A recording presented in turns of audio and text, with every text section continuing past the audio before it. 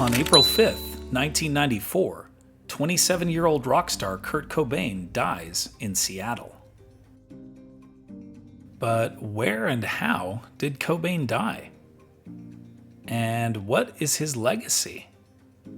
Also, where can you see an impressive collection of memorabilia related to his life and career?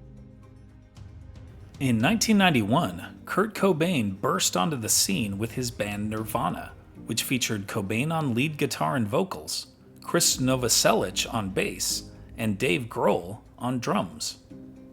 The group's second album, Nevermind, initiated a grunge rock revolution.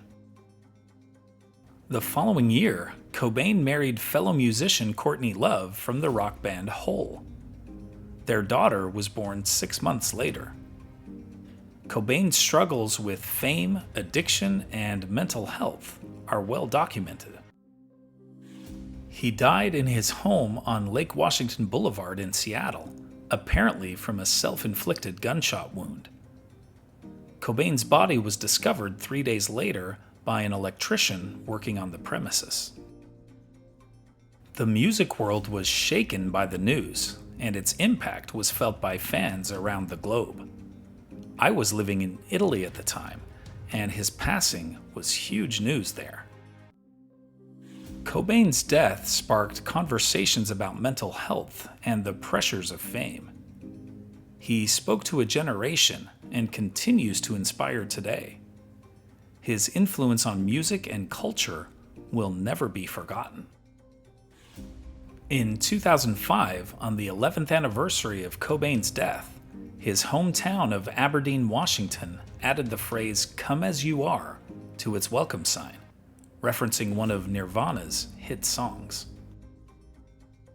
Mrs. Lewis and I traveled to Seattle in March 2024, just a few weeks before the 30th anniversary of Cobain's untimely death. While there, we visited the Museum of Pop Culture, which is located next to Seattle's world-famous Space Needle. The museum houses an extensive exhibit of memorabilia chronicling Nirvana's music and history. The exhibit includes letters, contracts, and photographs, including personal snapshots taken by the band. If you're a Nirvana fan, it's definitely a must-see.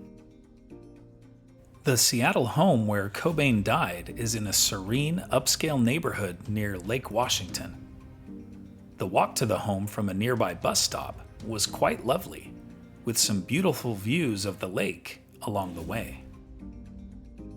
Next to the home, visitors can walk around a small park where fans have assembled unofficial makeshift memorials on 2 benches. It is an interesting place and was worth a quick stop during our trip.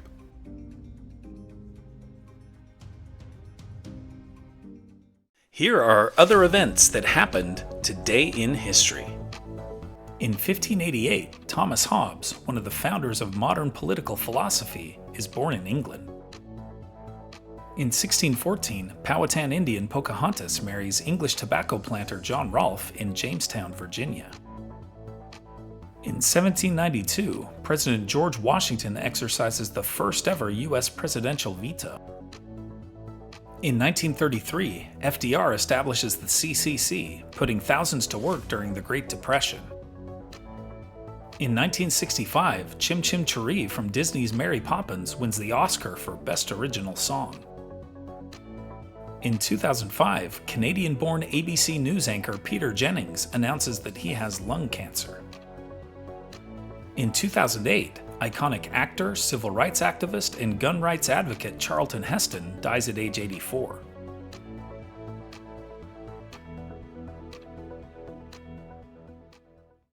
And now it's time for our Today in History quiz. Where were the first modern Olympic Games held? Athens, Greece? Paris, France? London, England? Or Rome, Italy? Liked learning about Kurt Cobain? Then you'll enjoy this one about the tragic death of guitar legend Eric Clapton's 4-year-old son. Tap the screen to keep the story going, on Today in History.